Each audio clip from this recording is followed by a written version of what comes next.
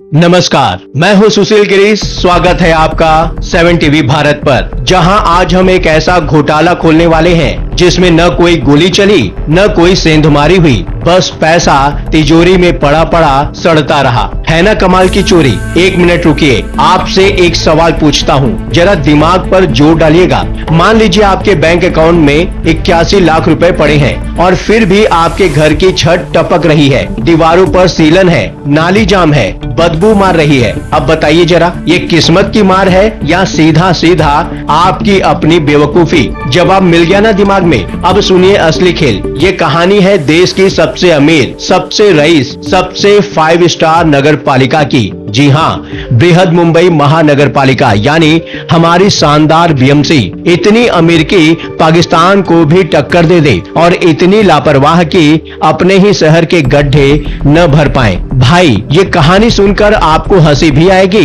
कहीं ठहाका भी लगेगा, लेकिन अंदर ही अंदर गुस्सा भी उबलेगा। तो कमर कस लीजिए, शुरू करते हैं पर्दाफाश। तो देखिए, रिपोर्ट के मुताबिक बीएमसी के पास वित्त वर्ष 2025 तक करीब 81,000 करोड़ रुपए का रिजर्व पड़ा है। जरा सुनिए ये लाइन दोबारा ध्यान से। सिर्फ फिक्स डिपॉजिट के ब्याज से ही इन्हें हर साल लगभग 2200 करोड़ रुपए मिल जाते हैं, सिर्फ ब्याज से। यानी बिना कुछ किए, बिना एक ईंट रखे इतना पैसा घर बैठे आ रहा है। अब आप सोचिए, ये तो कई छोटे छोटे देशों के पूरे बजट से भी ज्यादा रकम है। दुनिया के कुछ देश इतने में अपना पूरा साल चला लेते हैं और यहाँ ये एक शहर की ब्याज की कमाई है। तो फिर सवाल ये उठता है, मुंबई की सड़कों पर गड्ढे क्यों हैं? हर बारिश में शहर तालाब क्यों बन जाता है? नालियां क्यों जाम पड़ी रहती हैं? मानो जैसे सफाई शब्द ही डिक्शनरी से गायब हो गया हो। आप कहेंगे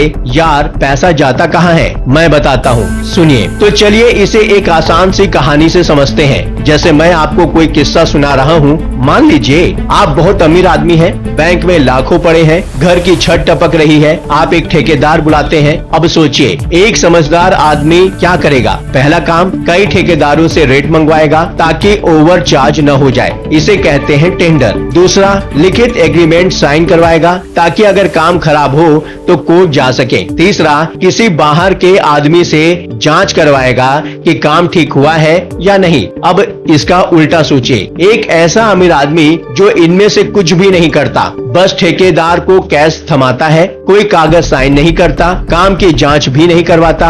अब बताइए, अगर छत फिर से टपके, पैसा भी उड़ गया और केस भी नहीं कर सकते क्योंकि कोई कॉन्ट्रैक्ट ही नहीं था, तो भाई ये आदमी गरीब नहीं है, बदकिस्मत भी नहीं है। ये सिर्फ एक लीकिंग बकेट है, मतलब छेद वाला बर्तन। इसमें आप कितना भी पानी डालिए भरेगा ही नहीं। अब यही मॉडल थोड़ा उठाकर बीएमसी पर रख दीजिए, समझ आना शुरू हो जाएगा। अच्छा, अब असली मुद्दे पर आते हैं। रिपोर्ट के मुताबिक 2023 में देश की संवैधानिक ऑडिट संस्था यानी कि सीएजी ने बीएमसी के करीब 12,000 करोड़ रुपए के खर्च की जांच की 9 अलग अलग विभागों में, लगभग 2019 से अक्टूबर 2022 के बीच। और सुनिए, ये सिर्फ एक सैंपल था, पूरा हिसाब नहीं। खुद उस वक्त के डिप्टी सीएम ने इसे ट्रेलर बताया था, यानी उन्होंने खुद कहा कि पूरी पिक्चर तो अभी बाकी है। अब आरोप है कि इस ऑडिट में 3 बड़े छेद यानी लीक मिले। बेल्ट कस लीजिए, एक एक करके सुनिए, दिमाग हिल जाएगा। पहला छेद, बिना टेंडर के काम। रिपोर्ट के मुताबिक बीएमसी ने 214 करोड़ रुपए के 20 काम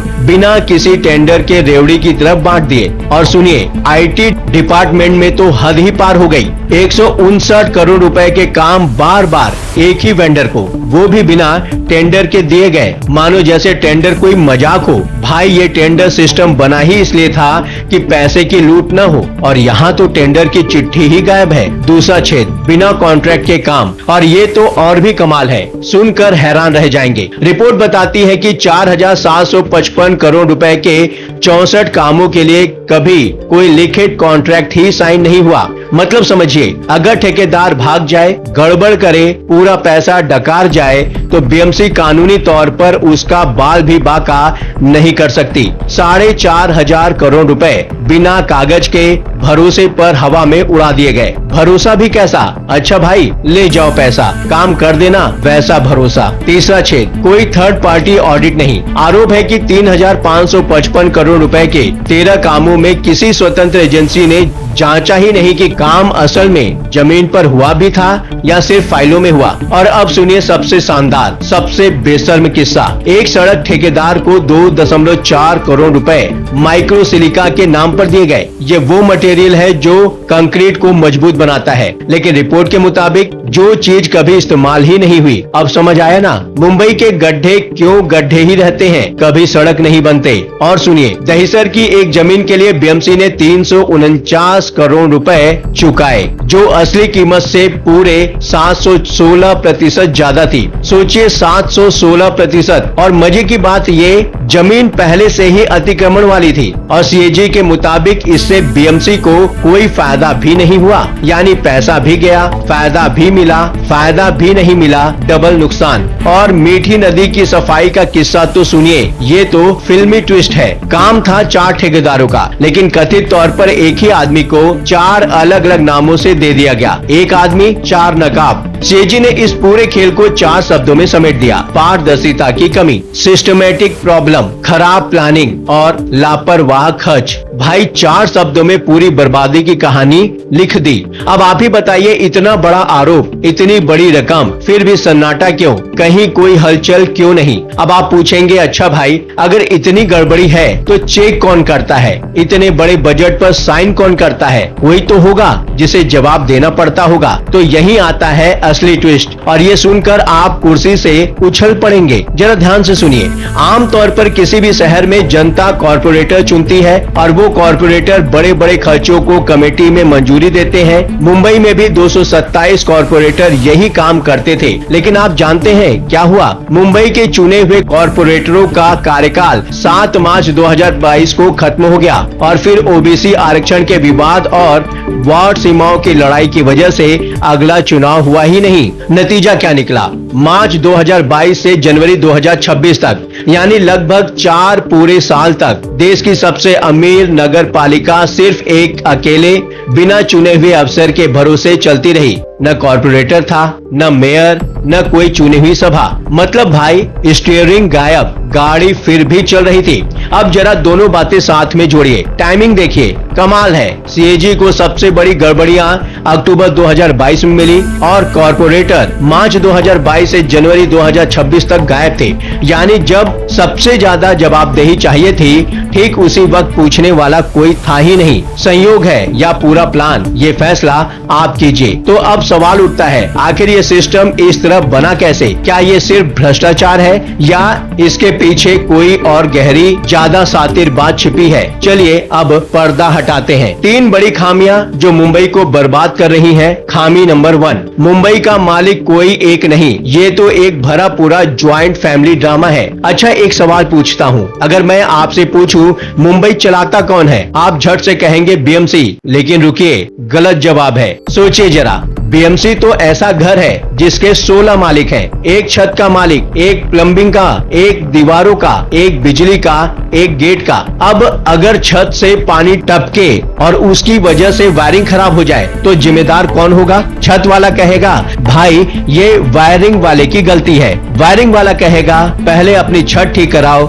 और इसी लड़ाई झगड़े में पूरा घर धड़ाम से गिर जाता है। बस यही हाल है हमारी मुंबई का। रिपोर्ट के मुताबिक खुद आदित्य ठाकरे ने ये बात रिकॉर्ड पर कही थी कि मुंबई में बीएमसी के अलावा 16 और प्लानिंग अथॉरिटीज हैं। सुनिए नाम: MMRDA, MHADA, SRA, MSRDC, MIDC, Mumbai port trust, railway, airport authority, CIDCO.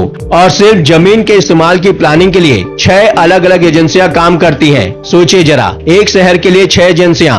भाई एक घर के लिए एक ही चौकीदार काफी नहीं है क्या? यही वजह है कि खुद बीएमसी के कमिश्नर ने बॉम्बे हाई कोर्ट में कहा था कि मुंबई तब तक गड्ढा मुक्त नहीं हो सकता जब तक बीएमसी खुद अकेली प्लानिंग अथॉरिटी नहीं बन जाती। जरा सोचिए, देश की सबसे अमीर न्यायपालिका का मुखिया खुद कोर्ट में खड़े होकर मान गया कि मैं गड्ढे नहीं भर सकता क्योंकि सड़कों पर मेरा कंट्रोल ही नहीं है। खामी नंबर 2, जिसके पास ताकत है वो जनता को जवाबदेह है ही नहीं। यहाँ पावर और जवाबदेही का तलाक हो चुका है। अब आप सोचेंगे चलो ठीक है, मेयर तो शहर चलाता ही होगा जैसे लंदन या न्यूयॉर्क में होता है, लेकिन यहाँ पूरा खेल उल्टा है। सुनिए, 1888 के मुंबई म्युनिसिपल कॉर्पोरेशन एक्ट के तहत पूरी एग्जीक्यूटिव पावर म्युनिसिपल कमिश्नर के पास होती है और ये कमिश्नर कोई आईएएस अफसर होता है, राज्य सरकार द्वारा नियुक्त, और मेयर बस शोभा की सुपारी, न स्टाफ नियुक्त कर सकता है न कॉन्ट्रैक्ट साइन कर सकता है। तो अब सवाल है, जब कमिश्नर के पास इतनी ताकत है तो वो काम क्यों नहीं करता? वजह सुनिए, दिलचस्प है, क्योंकि भाई वो टिकता ही नहीं। एक आईएएस अफसर का औसत कार्यकाल सिर्फ 10 से 16 महीने का होता है। अब सोचिए, जब ड्रेनेज का पूरा प्रोजेक्ट खत्म होने में 15 साल लगते हैं तो कोई अफसर उस प्रोजेक्ट में हाथ क्यों डालेगा जो वो कभी पूरा होते देखेगा ही नहीं। आसान रास्ता क्या है? कोई चमकदार हेडलाइन बनाने वाला काम कर दो और अगली पोस्टिंग पर निकल जाओ। तो कुल मिलाकर क्या हुआ? जिसके पास पावर है उसे वोट से हराया नहीं जा सकता और वो नेताओं की मर्जी पर ट्रांसफर होता रहता है, और जो चुना जाता है यानी मेयर, उसके पास पावर ही नहीं है। खामी नंबर 3, पैसा है भरपूर पर हिलता ही नहीं। अच्छा, वही 81,000 करोड़ की फिक्स डिपॉजिट याद है ना? सुनिए, वो कोई ट्रॉफी नहीं है, वो असल में इस बात का सबूत है कि आपसे टैक्स के नाम पर पैसा लिया गया, विकास के वादे के साथ लिया गया और फिर किसी ने इस्तेमाल ही नहीं किया। क्यों नहीं किया? क्योंकि ऊपर वाली दोनों खामियों की वजह से ये पैसा एक ऐसी मशीन में फंसा हुआ है जिसके मालिक तो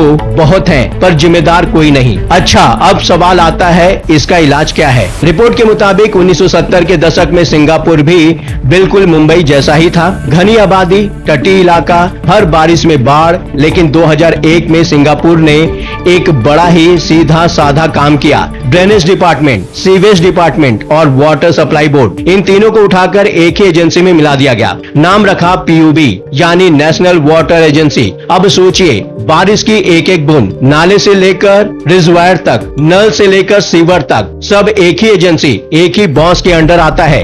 यानी 16 मालिकों वाला घर नहीं बल्कि सिर्फ एक मालिक। और नतीजा सुनिए, 1970 के दशक में सिंगापुर का 3,200 हेक्टेयर इलाका बाढ़ की चपेट में आता था और आज सिर्फ 30 हेक्टेयर से भी कम, यानी बाढ़ में 98% की कमी। सोचिए जरा, 98%। तो मुंबई को भी यही चाहिए, हर सेक्टर के लिए एक ही डिपार्टमेंट, एक ही जिम्मेदार अफसर जिसके पास पावर भी हो और जिम्मेदारी भी। इतनी सी बात है। तो अब आप खुद ही सोचिए, फैसला आपके हाथ में है। मुंबई की कहानी पैसे की कहानी नहीं है, ये कहानी है एक टूटे हुए चकनाचूर आर्ग चार्ट की, एक ऐसे सिस्टम की जहां जिम्मेदारी बटी हुई है और जवाबदेही सिरे से नदारत है। और जब तक ये ढांचा नहीं बदलेगा, चाहे आप 1000 करोड़ डालिए या लाख करोड़, गड्ढे वही रहेंगे, बाढ़ वही आएगी, नाले वही जाम रहेंगे, बस तिजोरी और मोटी होती रहेगी। तो इस पूरी कहानी से हमें 3 सीधी सादी सीख मिलती है। सुनिए जरा, पहली, पैसे से ज्यादा जरूरी होता है सिस्टम।